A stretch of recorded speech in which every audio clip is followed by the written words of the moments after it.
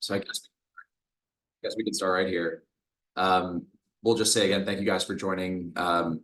I did this session last year and really enjoyed it. So upgraded it a little bit this year too to a few degrees and tried to tighten things up.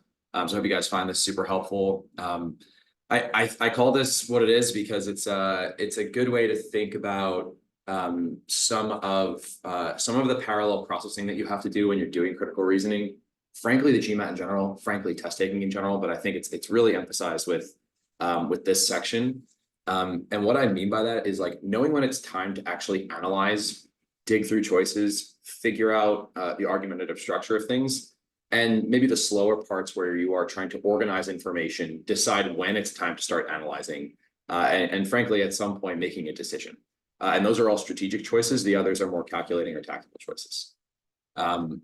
Let's jump in. We'll go through. I'll just say a minute about myself, and then we'll go into a little bit about Leland and a little bit about this workshop and where this fits in, and then we'll dive into honestly my biggest theme with this test taking stuff. And I know where this sits when it comes to the MBA, the application process. It's nobody's favorite thing. But people are coming from all different angles in terms of test taking ability and test taking, frankly, like the enjoyment of it. Some people just hate it, right? So trying to simplify this and trying to help people have some tactical strategies. The best thing you can always do is comb through practice questions, try to do them in real time, and ultimately continuously analyze your results to improve and figure out what the mistakes are that you're more prone to making, and what you have to do to level up and reach more kind of advanced strategies. And we'll go through a range of questions here, a handful of which, the majority of which are actually pretty challenging. And even if you're able to get them quickly, that's a good sign, but getting them systematically is really the art of things. So just about me, guys. I remember being in your shoes in terms of studying for the GMAT. I went to WashU for undergrad, did philosophy, neuroscience, econ there, loved it. Just an amazing education. And then I went to McKinsey after undergrad. Spent a couple of years there, actually focused mainly on prison reform and workforce development policy while I was there. So that led me to the mayor's office in Chicago, where I spent time working on policy and economic development, range of different stuff across infrastructure, but also got to dabble in writing and speech writing in various forms and helping the team in a range of different ways in the mayor's office. Learned a ton. And then went to GSB for my MBA, basically did the opposite of a lot of those things in some respects. Working primarily in startup VC stuff. Now I'm running Town Square Chess, which is a chess coaching marketplace. And any chess players, drop your links in the chat. It's all nerds unite at all times. So that said, I've been doing and working with Leland for a good bit now on the side and doing it part-time. It's been super fulfilling, and I've also dabbled now in a range of things, but have this nice piece carved out when it comes to test prep and just frankly, just helping people kind of unlock in some respects small changes in how they see themselves operate and ultimately answer questions to get into the school that you want to get into.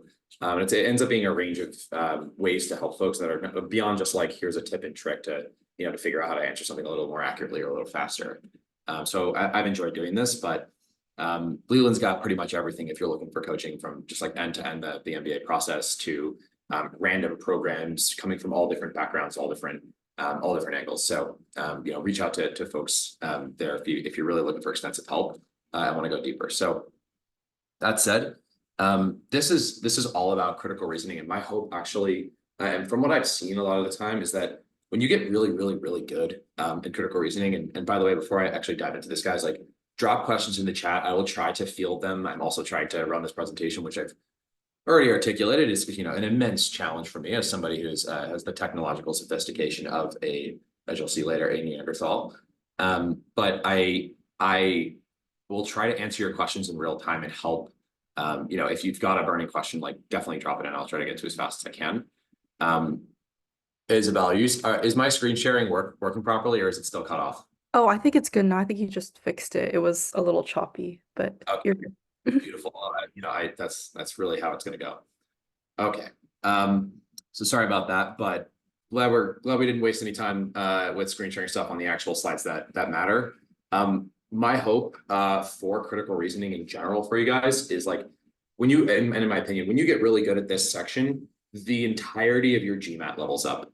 I think next year I'm actually going to probably throw in a couple more questions. Had I had time, I would have done this also.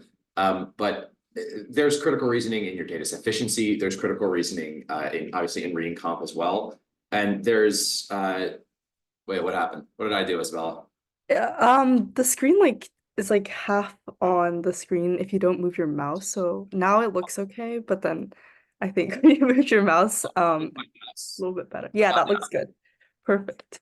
Oh, this is great, guys. Aren't we? Okay, so sorry. No, Isabella, you're saving the day. I'm sailing a ship that has many holes in it. Okay. Got it. So I'll let you Oh, know if it pops up again, but it looks good for now. please do. Okay. Anyway, what I was trying to say is basically this is the tide that lifts all boats in terms of like a section that if you really home in on it, you can get really good at everything else. And I actually think it shows up everywhere on your test. And frankly, in a lot of places in your app too, where you have to really focus what you're going to say and understand how the small piece that you are focusing on fits in with the larger whole. That said, I think it's worth distinguishing what I feel are some of the simpler questions in this test, and then I think a lot more of the advanced ones where we're going to spend the lion's share of our time. First and foremost, I think if you can't figure out what the core argument is being articulated in a question, you're going to have trouble answering every level of question. So I think the first piece of actually doing well in this very, very important section is figure out what the basic argumentative structures are. What causes what are the premises? What are the inferences? What are the conclusions that are being drawn? Identifying those and figuring out what are the logical strings that tie them and what potentially could undermine them is a good starting point for critical reasoning. For I would say more advanced pieces of this, I think the better you get, the more you have the ability to take an argument that you see and then shape it into your own words without leaving the argument and without changing the nature of the argument. You can kind of articulate it to yourself and start to anticipate what are the types of things. Maybe there's a third variable here. Maybe there's another way that part of this argument could have happened that is not suggested by the reader. There's a range of different things that you can start to anticipate before you even start looking at answer choices, such that when you actually arrive at them, they jump off the page. You're like, oh, that's obviously it. It's obviously this. This is causing the problem. It's not the original thing that I thought or that the argument suggested. And then I think there's the better you get again at critical reasoning, the more you're able to go, okay, these two answers are both compelling or interesting or related to the question, but is one of them actually performing the argumentative function under question here? Or is one of them actually slightly using information outside of the passage? Basically, the GMAT is a set of argumentative errors that take place, and your job is to resolve them or support them by choosing the right answer. But the differences between the answer choices start to constrain as you get to harder and harder questions. Many more are wordier, harder to parse, sound similar, sound related. If you're just searching for hacks and keywords and just like, oh, I remember that part of the argument said that, so therefore it has to be choice D. The advanced questions will crush you. You'll get every single question wrong. But if you're actually reading for meaning and understanding and trying to grasp what is going on in the argument and have a clear picture of that, then you're going to be just fine. Okay, so I'm going to pause there real quick. I hate hypotheticals around this stuff, so I'm trying my best to I'm trying my absolute best to reconcile that. But I would say if you have any questions before we dive into examples, now is a great time as you're thinking through, all things critical reasoning, goods, bads, and the uglies. You guys a sec.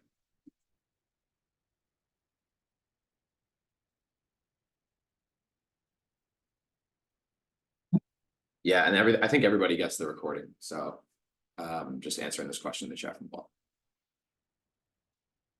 All right, guys, no questions.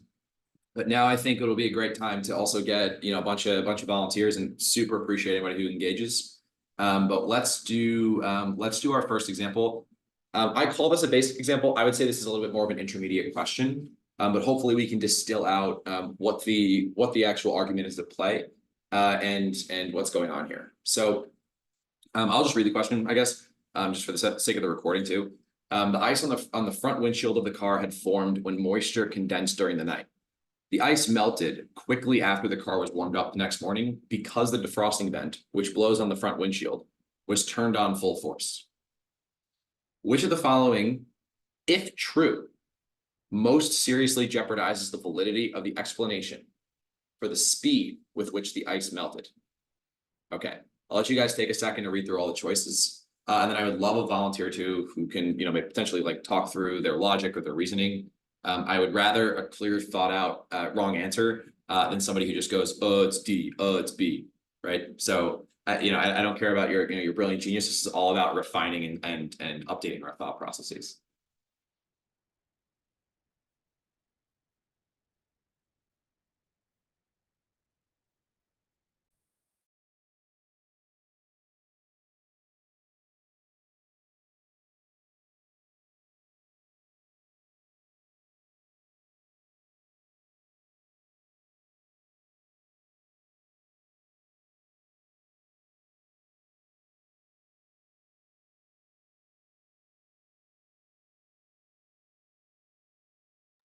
Who has an answer? All right, Elias, let's go. Yeah, so reading through the question, really thinking about like what it's asking, jeopardizing the validity of the explanation. Explanation being that it's the defrosting vent that's causing it to melt quickly. I think the answer would be B. It says even though no attempt was made to defrost the back window, the ice melted at the same rate, kind of implying that the defrosting vent makes no difference. Or actually, I liked your thought process up until the last thing you said. Not that it was wrong, but I might rephrase it to say, yeah, under condition B, even though no attempt was made to defrost the back window, the ice there melted at the same rate as did the ice on the front windshield, which is kind of weird, right? You would expect the ice, if the defroster vent is designed to blow on the front windshield and is the principal cause of the ice melting, you would expect that because the defrosting vent is pointed at the front windshield, that the back windshield would not experience the same accelerated rate of decrease for the ice, ice melting. So what choice B actually is suggesting is that the principal driver of the ice melting is actually probably something totally external to the defrosting vent inside the car. Does that make sense? Yeah. Because if the defrosting vent was the cause, then you would expect the ice on the back of the car to not be melting as fast as the ice on the front, since the defrosting belt is pointing to the front. Let's see if there's. Let's see. Hold on. Question in the chat. Is this similar type of question going to apply for GMAT focus edition, or is it different from each other? This is a GMAT, the GMAT and GMAT focus. I would say the GMAT focus is actually even more critical reasoning heavy than the GMAT was, because it's a section that they have kept. They've condensed the whole test and they've kept the GMAT. They've kept the critical reasoning. So yeah, the critical reasoning looks exactly the same on both of those tests as far as I can perceive. By the way, Elias, I thought overall great thought process, by the way, in terms of how you got there. I'm going to start with Eb just because I was actually going to get to this. I think part of when we go through these questions, y'all, is we want to also have just as equally sound logic and a critical reasoning type of thought process for eliminating choices as we do choosing choices. Not to spoil, I believe also the answer is B for largely the logic that Elias laid out. But Eb has a great question, which is what would be a counter argument for E to be incorrect? Sorry, I'm driving or be on camera. So the defrosting vent operates efficiently even when the heater, which blows warm air toward the front of toward the feeder faces of the driver and passengers, is on. Okay. So what we've learned in choice E, I think this is like a perfect trap answer. What we've actually learned in choice E is that when the heater is on, if you take which blows warm air toward the feeder faces of the driver and passengers completely out of the sentence reads, the defrosting vent operates efficiently even when the heater is on, which is kind of like, great. But we actually have no information as to whether or not the heater is on. Exactly. And we don't actually have, and Michael brings a great point, which is we actually are not here to be evaluating the efficiency or non-efficiency of the defroster vent. all we care about is that all that caused the ice to melt? And we now have gained in choice E information about the defrosting vent's efficiency potential and its efficiency relation to the heater, to the heater's on-off status. But none of those things actually will help us answer the core question here. But it's a really good choice for us to evaluate. Anyone else, even if you went with choice B, did any of you have a pause or consider as a potential candidate either A, C, or D? Would be great to hear from folks as to what what lured you to that choice a little bit. I was with I was with Eb on this because I weighed B and E considerably. B just sounded to me B was a classic third variable problem. So that felt like a compelling choice. Yeah, B and E, Mary, I'm with you because it's when we look at the other choices, the side windows had no ice condensation on them. I mean, like, lovely. It's nice to know this about the side windows, but we don't care about that. The speed at which ice on a window melts increases as the temperature of the air blown on the window increases. Thank you for one of the laws of thermodynamics. And then the warm air from the defrosting vent for the front windshield cools rapidly as it dissipates throughout the rest of the car. Our job is not to evaluate the dissipation of air, and the warm air from the defrosting vent for the front windshield cools rapidly as it dissipates. Yes, it would hard for it not to. Okay. Yeah, I agree, Mary. The others were what I would just call extraneous information where, and we'll see this later, their truth status, whether they actually are true or false, pretty much had no bearing on the truth and validity of the actual argument that we were evaluating. Okay, let's get back to the questions here. Yeah, I agree with you. I think E is if you chose E, I would be like, okay, I get why you went there. Okay. To this, the first big tip that I have for you guys as you go through these questions, we all have common sense. We all have backgrounds, industries we're more familiar with. We have things from our life that we've spent a lot of time doing. None of that matters. You should almost read this. I don't know if you guys are big SpongeBob fans. Forget everything except fine dining and breathing. There is nothing that you need to know other than the information directly in front of you and some basic laws of how the world works. Nothing specific, nothing industry specific, nothing content specific. Oftentimes those are traps. I have found in my time working with people on the GMAT that actually oftentimes if they know a lot about the question, like let's say somebody has a background in healthcare or medicine and they read a question that is healthcare or medicine related, oftentimes they choose the answer that the GMAT designed for them to choose, which is one that is like very, very scientific and detailed and specific and correct, but not actually answering the question. So you kind of can get lured in almost by having too much information. So common sense matters, but don't bring anything into the passage. Stay lasered in on the core question, because as you'll see with some of these more challenging examples, answering that core question isn't as straightforward as, hey, something else might be causing the ice to melt. Okay. So I can give you guys maybe a minute and 30 seconds or so to read through everything before we start answering. But I'll just read the question like last time, just to get everybody on the same page, and then we can evaluate the choices together. 20 years ago, Balzania put in place regulations requiring operators of surface mines to pay for the reclamation of mined out land. You guys bored yet? Since then, reclamation technology has not improved. Yet the average reclamation cost for a surface coal mine being reclaimed today is only $4 per ton of coal that the mine produced, less than half what it cost to reclaim surface mines in the years immediately after the regulation took effect. Okay, guys, take a minute and change and try to figure out which of the following, if true, would most help for the account for the drop in reclamation costs described.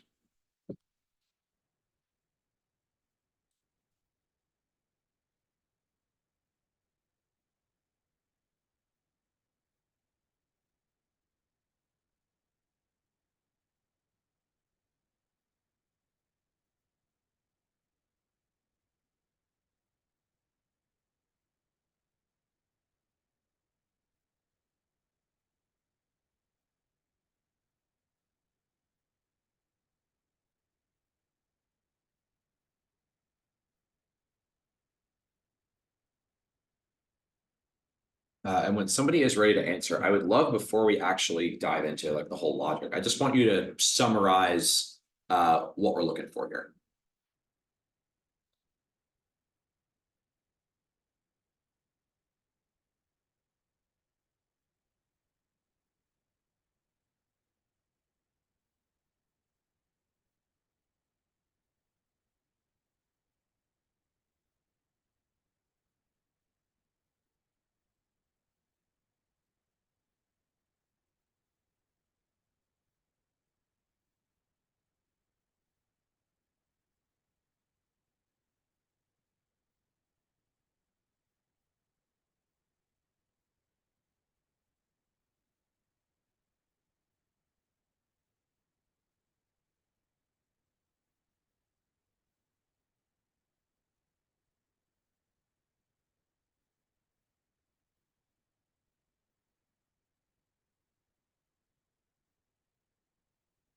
I'm muted. That's what's going on. Simran, tell me a little more about what you mean.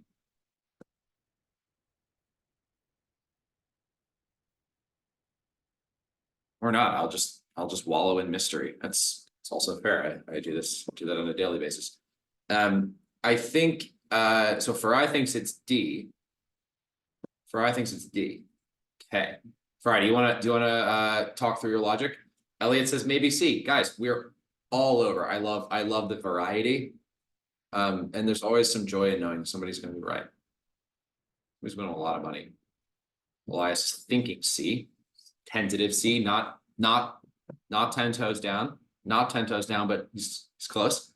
Not A, not B, which comes directly after Mallory believes it is B, which is, again, tough for me to think through. C is my vote. Sam, why don't you come on and give me a logic for C?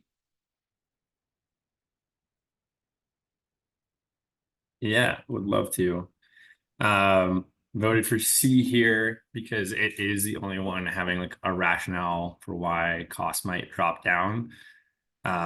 Seems to be a lot of noise around the surface mining. We don't seem to have information that around like underground mining. So I'm just looking for, there was a surface mine cost in the past that was higher, and now it costs less when it's the surface reclamation. C offers the most context to why that surface mining cost might have gone down, rather than, And what is changing the country. And Sam, what is that reason that mining costs would have gone down? Let's give voice to that. Yeah, they've changed like the mountainous areas, so they no longer mine a surface area that is harder to do than a different area of surface mining. Right. So if the average reclamation cost is $1,000, and it's spread across 10 locations, but it's not spread evenly across those 10 locations, and let's say 2 of those locations are worth 20, you're going and you cut those out, you're going to drop the overall average because you would have removed a total of 40 from that 100, leaving you 60 across 8 mines. So that would be kind of like a hypothetical way to figure out the math. But in simple terms, and Sam, I think you said it pretty well, which is, hey, if you stop spending on the highest cost thing, you're gonna have more money. Like if you want to just like really break it down to the simplest terms. So I am with you. I do think it is C, but I would actually like to hear from folks who thought it was something else. You don't sound dumb. You sound like you're actually thinking. So I'm curious why someone might have been lured to maybe B or choice D or choice A. That would actually be really helpful, because I agree with the logic that we're removing high cost areas, and so our average cost is going to drop.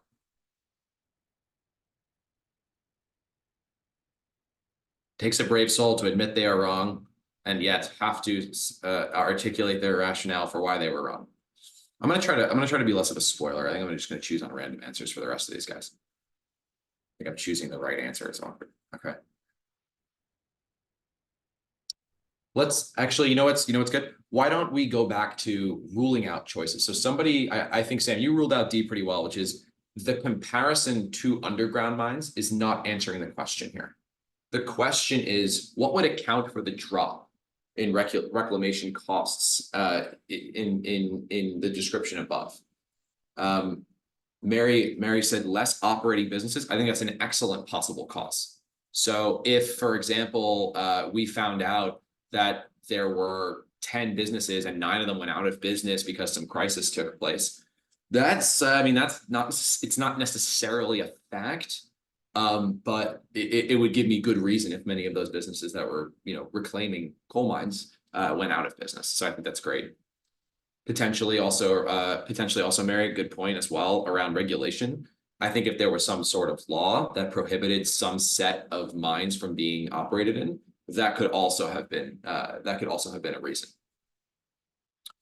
Nicholas, you thought it was B. Talk to me about B. Yeah, sorry. So I just got, first of all, I just got into the Zoom call. I'm trying to. It's a hot. You're on the hot mic. What you know what I mean. It sounds reasonable, since we're fighting, the CO2 emissions, So probably because are we we fighting yeah. in this question? Sorry, no, there is not, but coal has CO2 emissions, right? Yeah, but that's, I would say, as soon as you start going here, I think this is a great example of like, I think you're drifting outside of the passage already, because none of that is going to pertain to, all we care about is costs went down. Why'd they go down? No, like there's nothing about climate change here or CO2 emissions. So I think definitely, I'm just trying to translate in my mind. Definitely, yeah, it doesn't say anything like that. Got it. Yeah.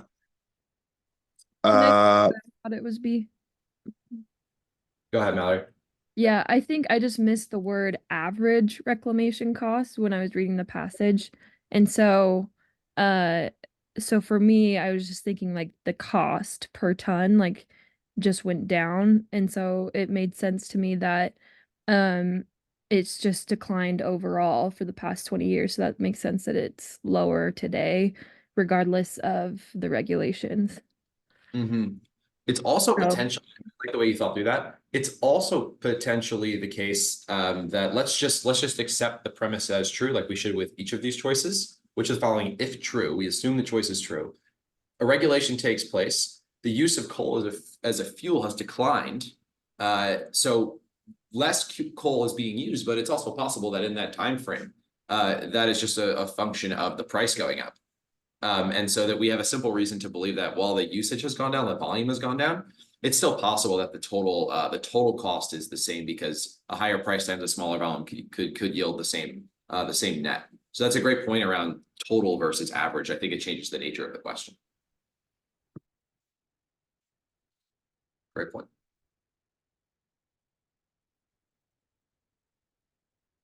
Yeah.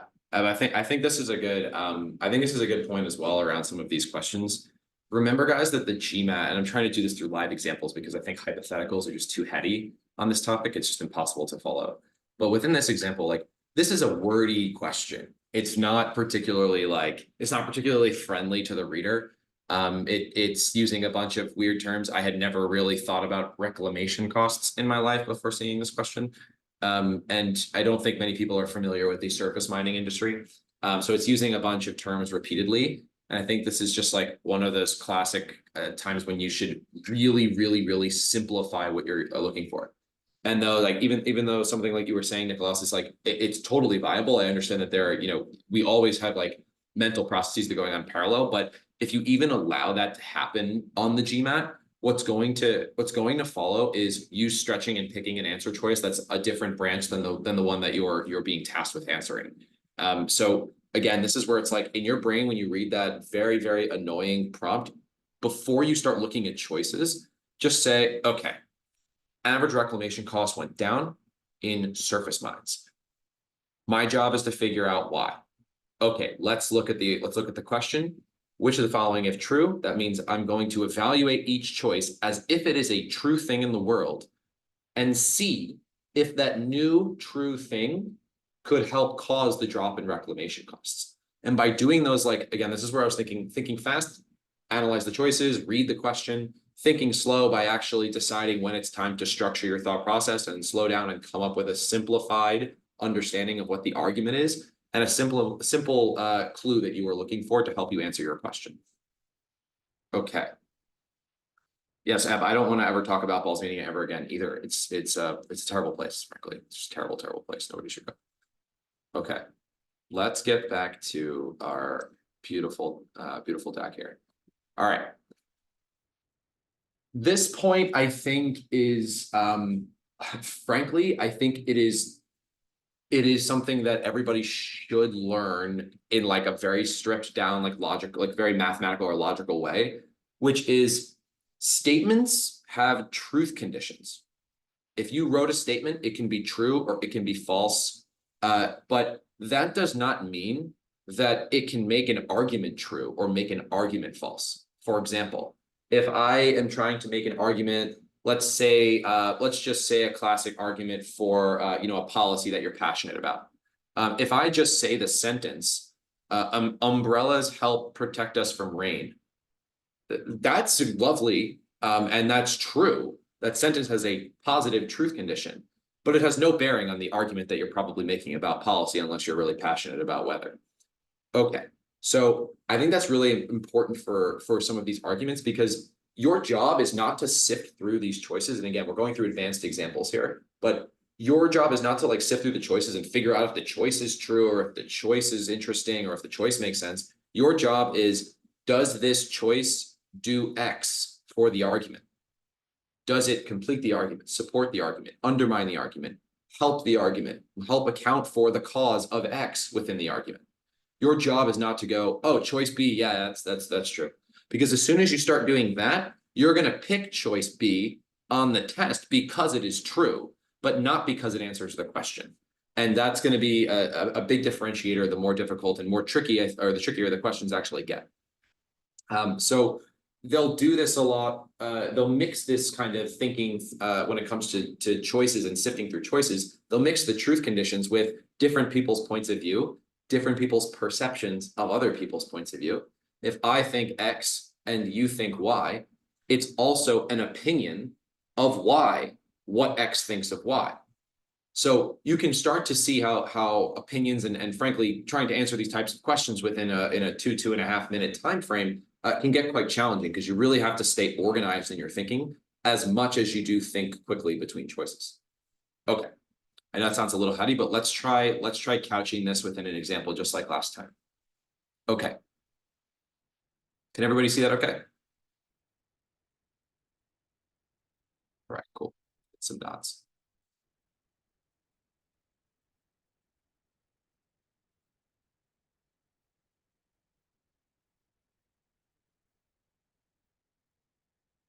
Check back in, guys, in like one minute, minute and a half. Try to get through the question, figure out what the core argument is in your mind, then look at this question and say, it's a flawed argument because of one of the choices.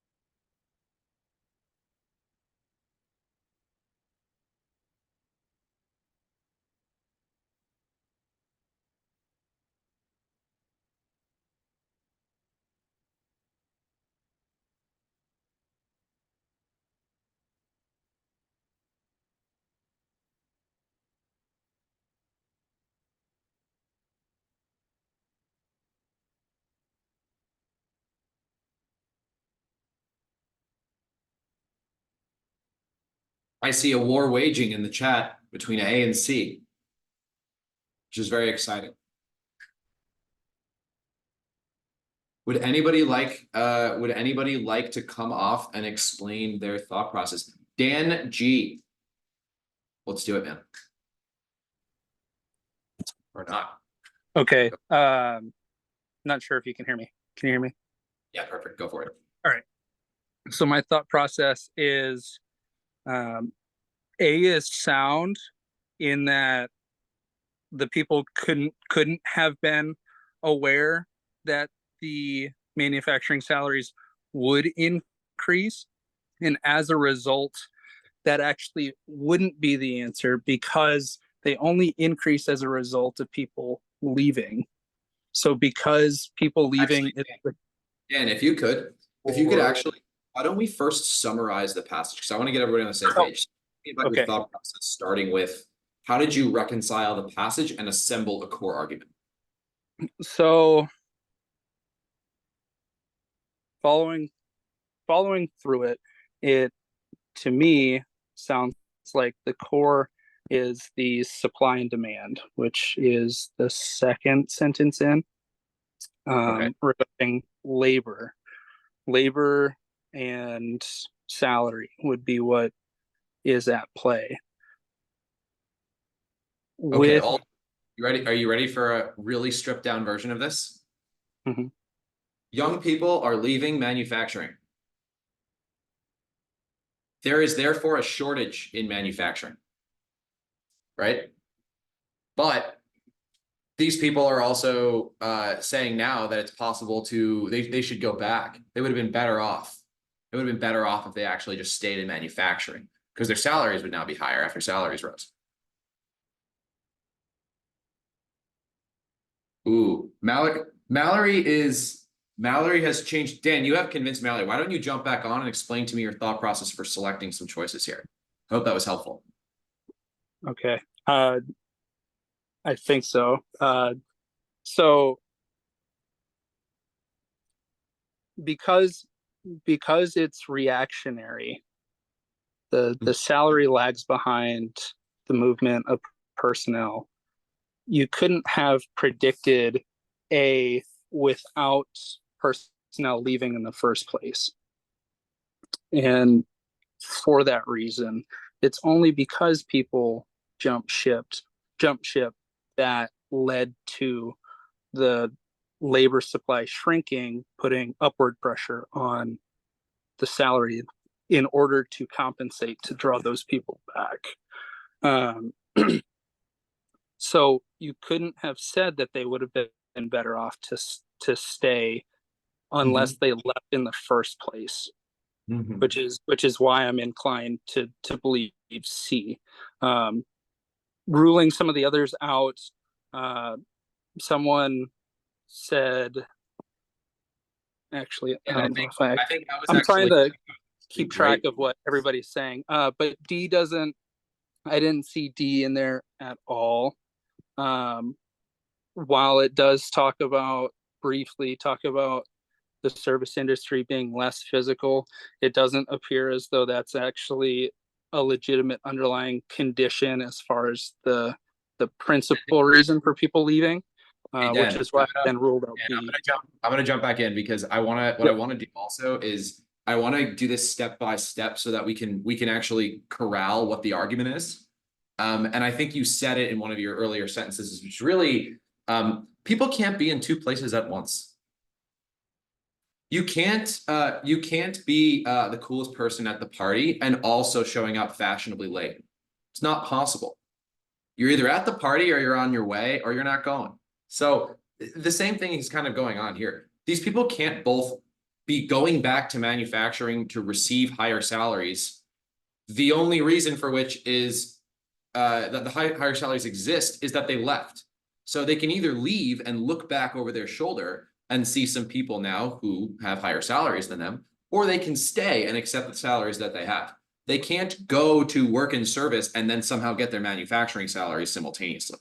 So I think that's a great way to articulate why C is an excellent answer.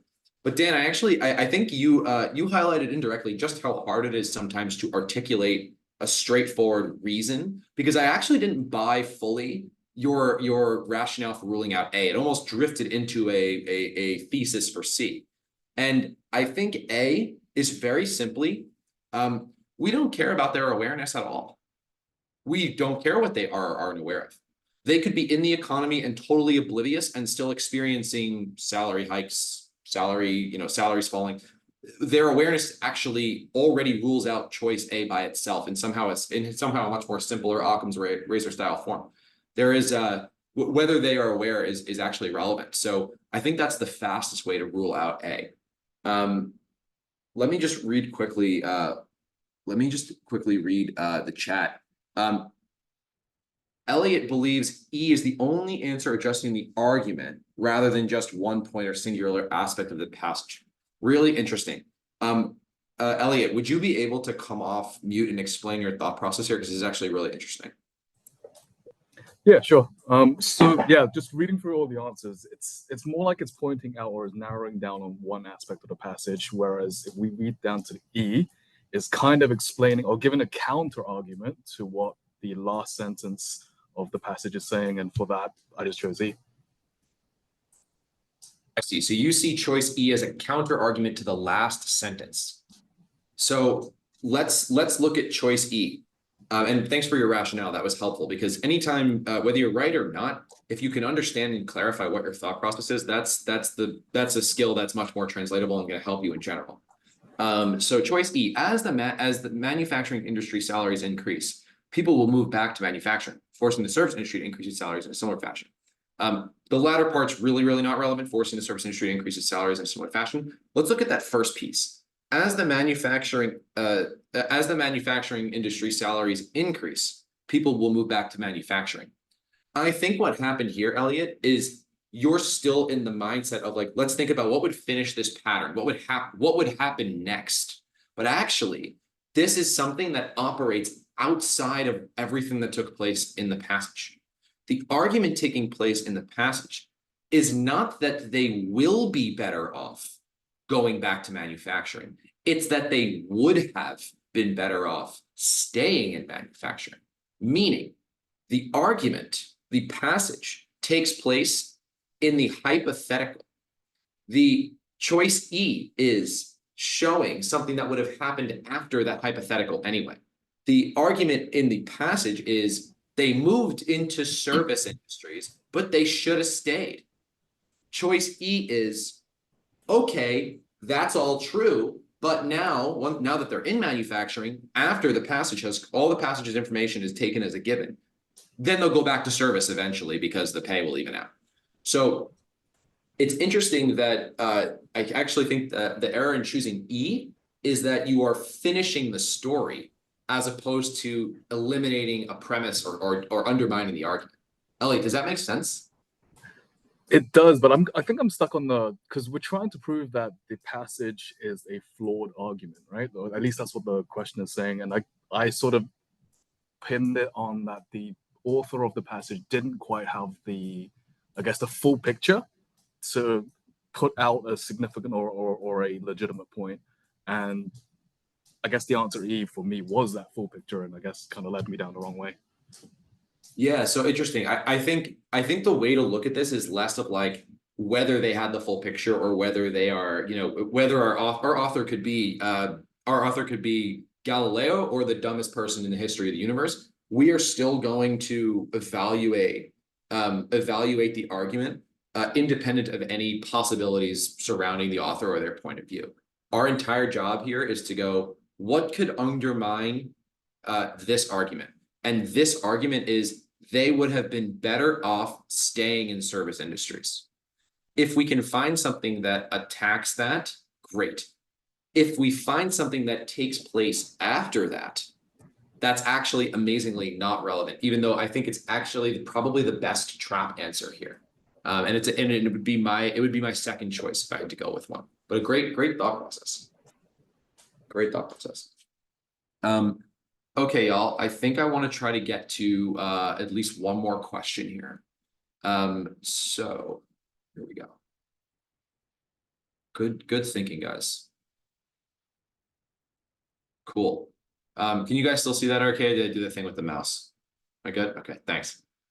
Rama, you've been keeping me honest. I appreciate your nods are a thorough part of my experience. Okay. I think this is I don't know if I could have written this segue better.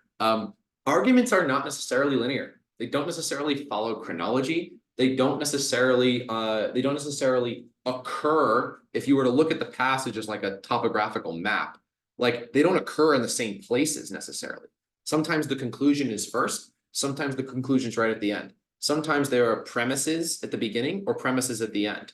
Sometimes it's, hey, I believe X, here are my reasons why. And sometimes it's, I thought about A, I thought about B, I thought about C. So I think X is the right thought process, or X is the right answer. So your job, regardless of the topographical disorganization that is taking place on the paper, literally, or the way in which the author expresses things, your job is to actually organize it. And so to the extent that you can go, okay, I've got a piece of information here, here, and here, let's make it into a syllogism, you have the skills to operate through this test. So let's take a closer look at a question that I think it does that quite well, and there are actually multiple. I've actually found multiple variations of this question, so it's particularly interesting. Why don't you guys? I'll read through the question because as a former mayor's office person, it's a most excellent question. Okay. The mayor of Plainsville, in order to help the economy, I am using some of our taxes to help bring a major highway through the town and thereby attract new business to Plainsville. Lovely. Very nice, mayor. Citizens group, not happy with mayor. You must have interest other than the economy in mind. If you were really interested in helping our economy, you would instead advocate those revenues to building a new business park, since it would bring in twice the business that your highway would. Okay. So the question is really important here. Which of the following principles, A, B, C, D, or E, if accepted, if true, would most help the citizens group to justify drawing its conclusion that the mayor has in mind interests other than Plainsville's economy? For this answer, whoever wants to chime in when you're ready, give it a minute and a half before we do that. I would really want you to the extent that you can, step by step, walk through each component of how you map the argument in your head, created a structure before you dive into specific answer choices. And I think the same thing in the chat. I'm more interested in your logic and your thinking and less whether you're on team C or team B. All right, I'll give it a minute, guys.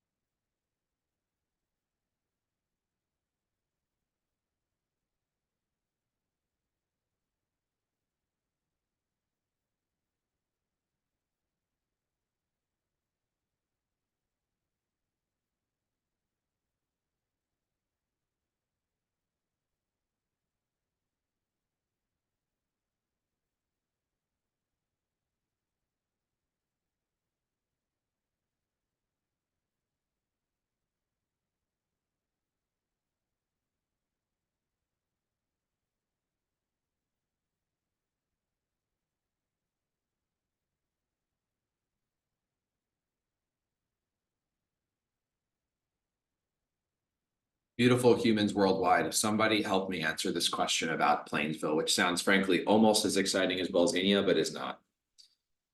Alvaro, let's do it, man. Hey, Ben, thank you for giving me some time for the microphone. So the way that I justified this answer is just writing down all the letters, right? A, B, C, and D, and E. And while reading each one of the answers, just kind of like canceling as we're going from top to bottom, and looking for something that helps us be in the minds of the people, and kind of like support the conclusion that the guy like didn't care about them, right? So thinking about that, I canceled A because it talks about the person, not the people. Then B, I cancel it too, because any goal that includes helping. Let's not go through Alvaro. Let's pause right here. Okay. Summarize the argument for me in one sentence. What is the core argument? The core argument here is that the people don't believe that the people essentially are mad that the major didn't consult with them what they thought was the best for the city, and that he decided something. No, you said it, you were about to say it the first time, I think. The citizens group doesn't believe the mayor is honest. Mm-hmm. Simple. Whether they were consulted, whether they had, whether they had enough say, whether their policies are exactly aligned, less simplified. Before you go into the question, if you can have corralled your mind to go, we're trying to figure out why the citizens group believes he's dishonest, or what would help justify their believing that he's dishonest. What's the scenario, right? So when you start looking at these choices, you have that governing logic to go in with, to be like, okay, is choice A, B, C, D, or E achieving the goal of helping us understand why the citizens group feels the mayor is dishonest? Okay.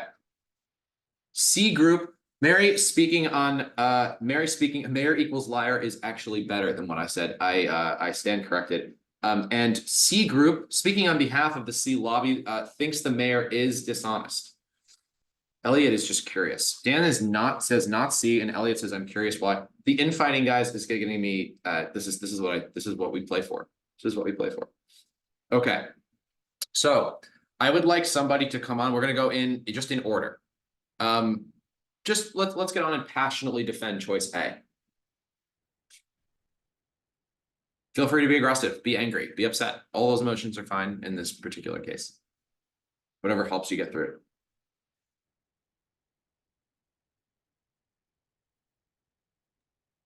Ali, I like your thinking.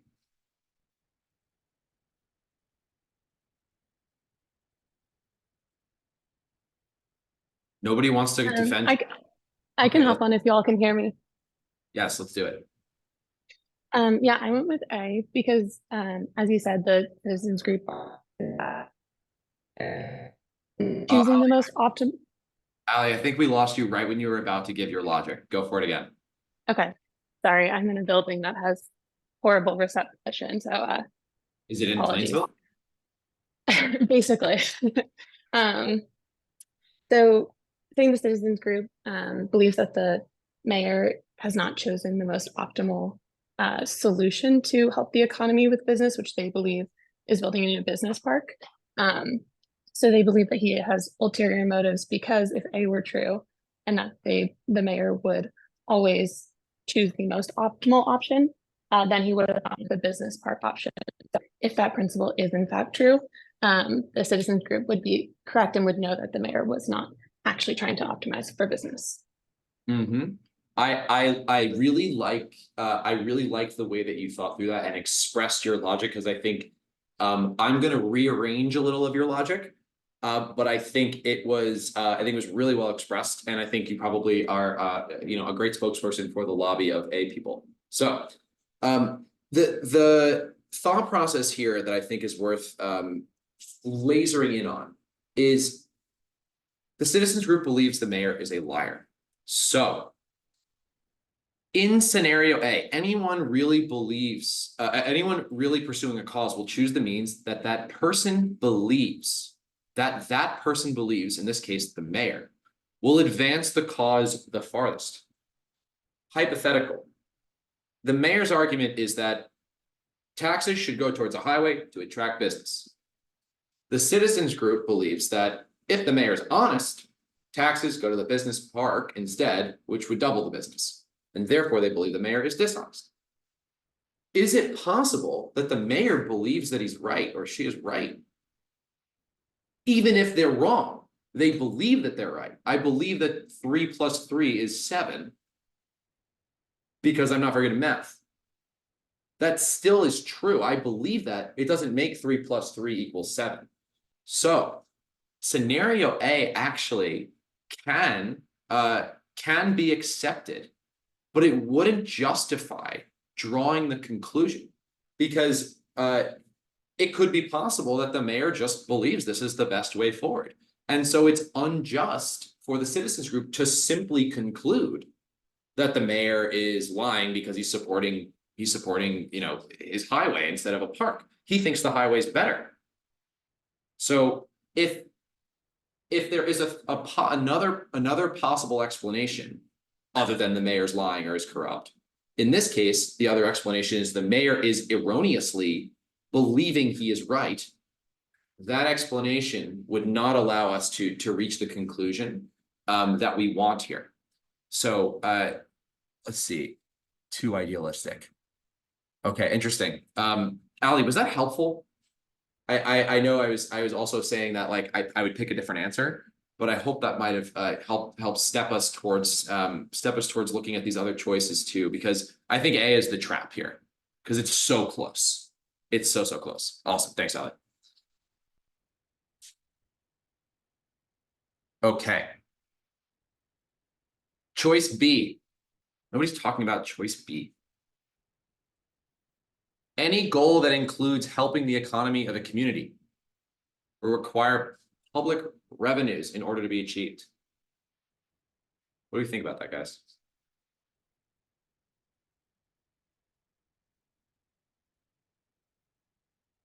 No thoughts on B?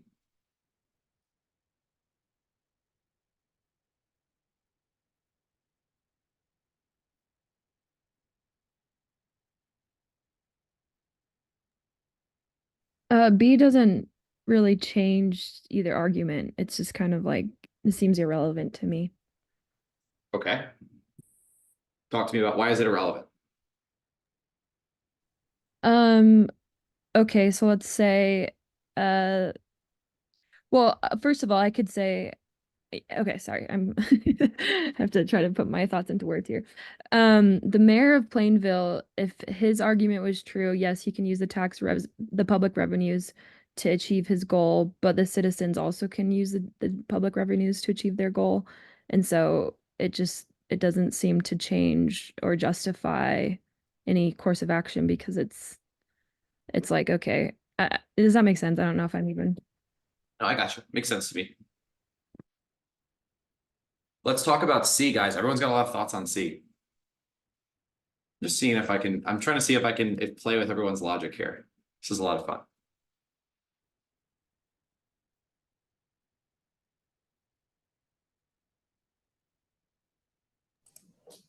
For me, C is the only answer that really supports the citizen group and not a answer that applies to both. So it's the only one that seems to apply to the citizen group. Okay. Anyone else have any other thoughts on this one? I think the way for me to go about this question is to assume that the answer option is true. Therefore, if it's true, does it help the argument of the citizens that the mayor is bad? So for C, if we assume that it's true, anyone wanting to use the resources must consult the group. Then we look at what the mayor did. He's trying to use the resources without consulting the group, violating this principle. Therefore, he's a bad mayor. Okay, I buy it. But how do we know he didn't consult the group?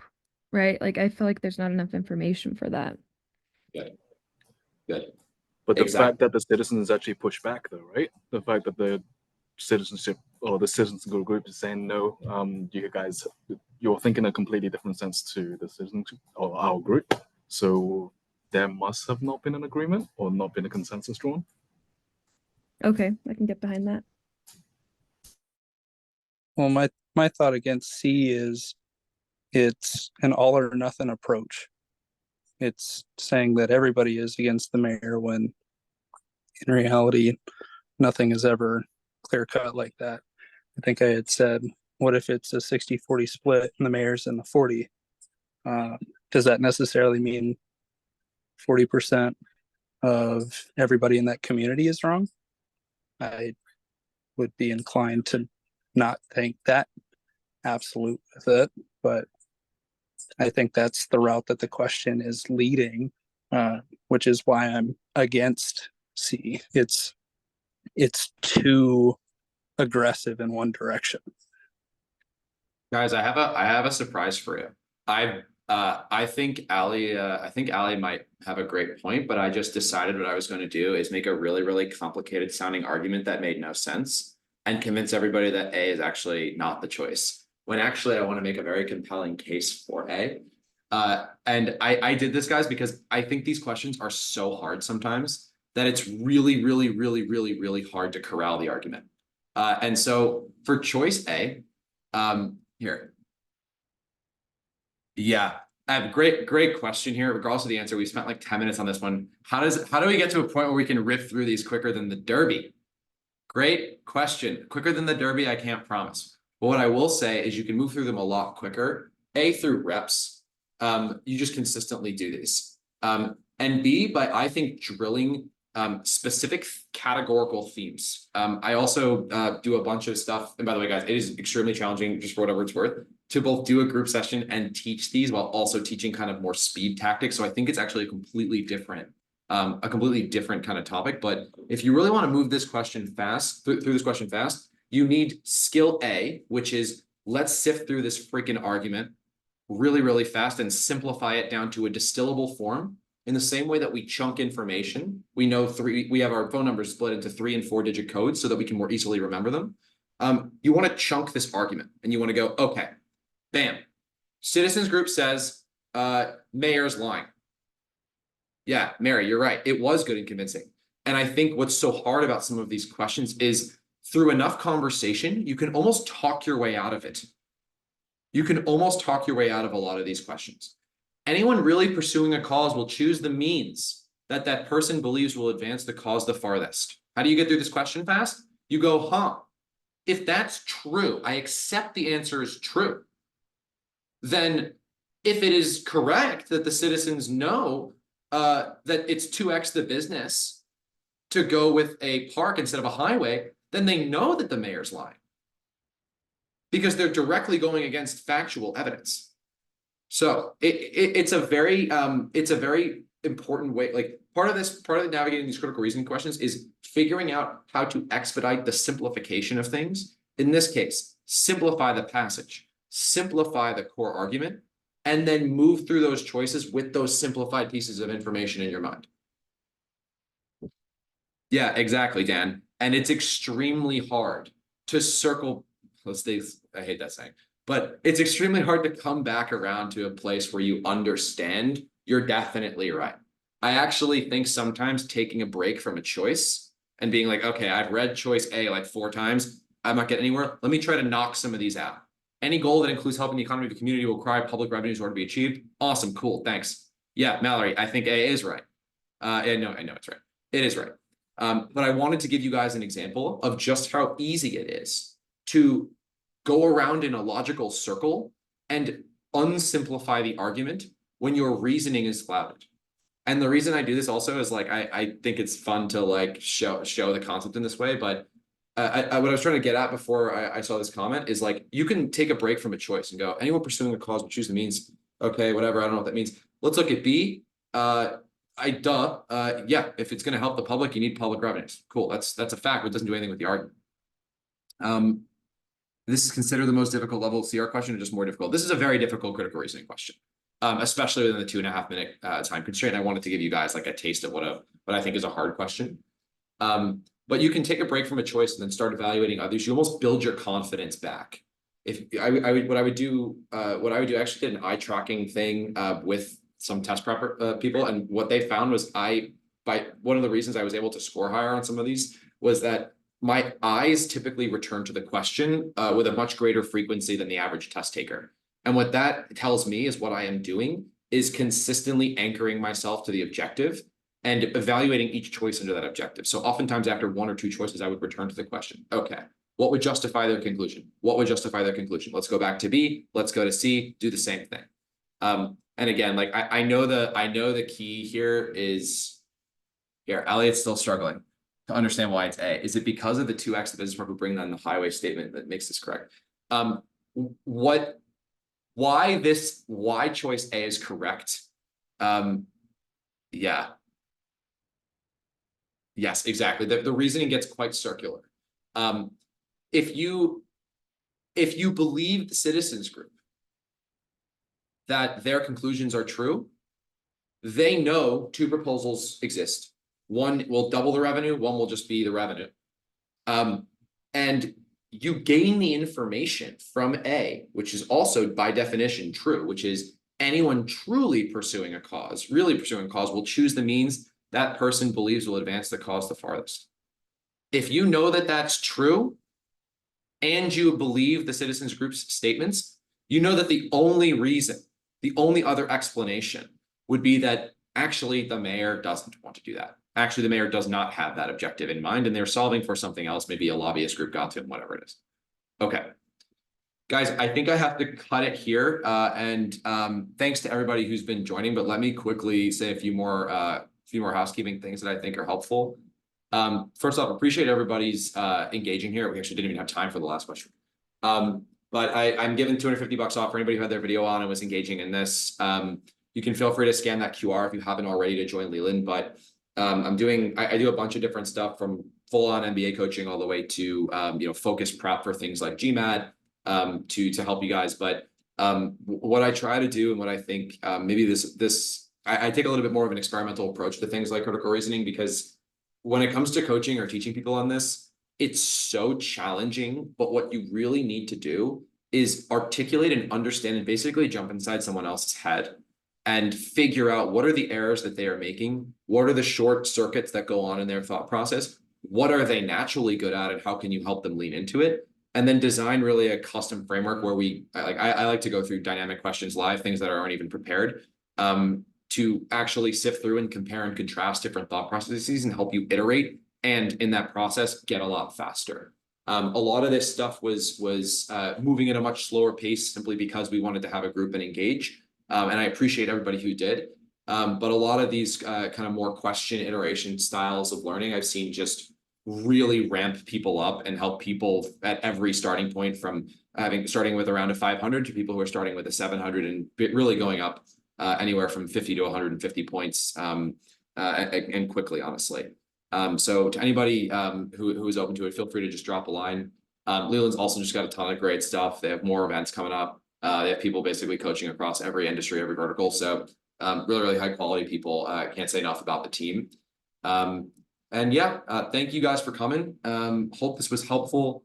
There's only so much you can cover in an hour here, but I hope some of these themes provide a few discrete things that you can take away and maybe a couple anchor points. Stay focused on the question, sift through your choices, be patient, understand when to be strategic. Hey, thanks. Appreciate the kind words, y'all. I know it's not perfect. I'm still learning. So if you guys also have small things, you can drop me a line anywhere you see fit and just say, hey, Ben, came to the session. Here are 2 or 3 thoughts that I think could make it even better. I'm all ears. That's how it's continued to get better. And it certainly was better than last year. So thank you guys for leaning in.